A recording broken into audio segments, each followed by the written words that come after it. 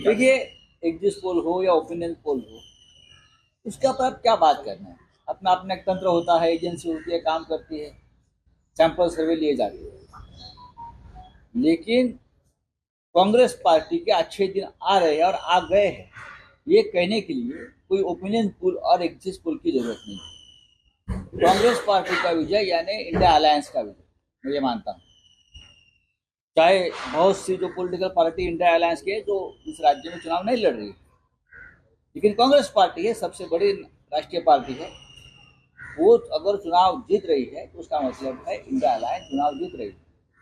राहुल गांधी जी की लीडरशिप में, प्रियंका गांधी जी की लीडरशिप में, मल्लिकार्जुन खड़गे जी की लीडरशिप में, यही मोदी जी और अमित शाह जी थे ना 2014 से बोल रहे थे, कांग्रेस मुक्त भारत की गर्जना कर रहे थे, लेकिन इस 5 राज्य ने आपका पसीना छोड़ा, राहुल जी और प्रियंका जी और खड़गे साहब। हाँ, प्रधानमंत्री डेरा डालकर बैठे हैं 4-4 दिन एक राज्य में, गृह मंत्री बैठे हैं, पूरा उनका केंद्रीय मंत्रिमंडल बैठे हैं, केंद्रीय मंत्रियों को चुनाव में उतारा अपने विधानसभा में।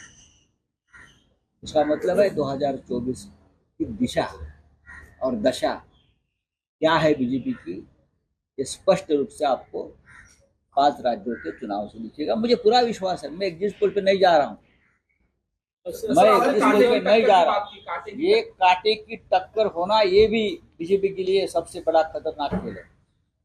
जिस कांग्रेस पार्टी को आप कोई देश की राजनीति में कोई महत्व नहीं दे रहे थे, हाँ, ये कांग्रेस पार्टी क्या है, ये राहुल गांधी जी क्या है, ये प्रियंका जी क्या है, लेकिन यही लोगों ने, यही पार्टी ने आपके सामने एक चैलेंज खड़ा किया और अभी आप ये 5 राज्यों में हारने जा रहे हैं। आप हार रहे हो।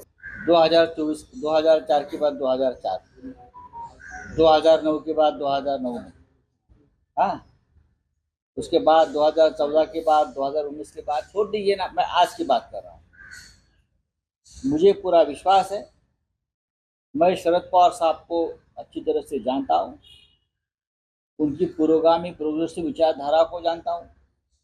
चाऊ फुले अम्बेडकर जी, यशवंतराव चव्हाण, उनके विचारधारा को आगे लेकर जाने वाले पवार साहब नेता है। वो कभी बीजेपी के साथ नहीं जा सकते, न जाएंगे।